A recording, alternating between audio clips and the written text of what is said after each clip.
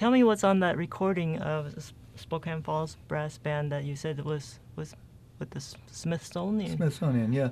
Well, first, what's on the recording is that the band would play a 19th century half and a 20th century half. The first half of a concert would be like an old Sousa band concert with maybe a classical overture, and then our singer would sing an aria, and then we'd do a few Stephen Foster pieces and things like that from the 19th century.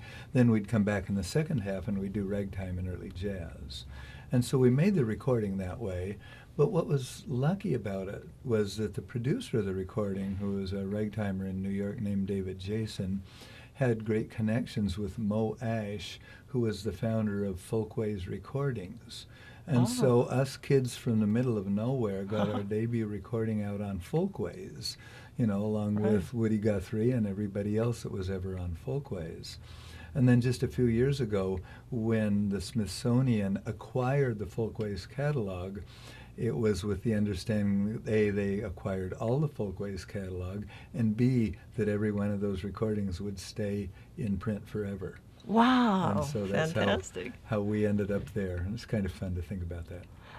Is that the one that where on the cover everybody's wearing like early 19th century? Yeah, it's clothing? it's photographed in the Chinico's Museum where we often played, and it looks.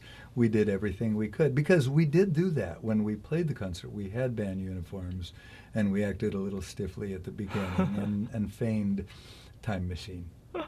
It's fantastic. I wanted to ask you also, do you play jazz? No. At all? Because I this is play not common. at jazz. I play in jazz styles like many people. Do I freely improvise like John Coltrane? No. But I mean, jazz for French horn is very rare, right? So it's very rare, and it's rare for a good reason. And here's my excuse why there's so few good jazz French horn players. Jazz requires one to get in a zone and have a kind of freedom that transcends planning. Right. And technique in a certain way that one goes past that and just goes and plays music.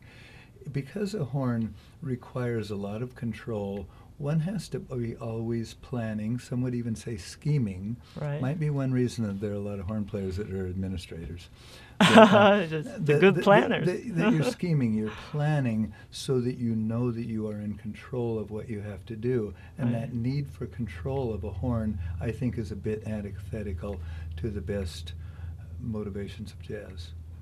I hear it's one of the most difficult instruments to play in that you don't know when that sound is coming, or well, you don't if know it's coming. When you hit the right note or not. It's like a shooting gallery at a carnival, and you hope to hit the bullseye enough times or close enough that people won't notice. But every now and then one goes way off the target.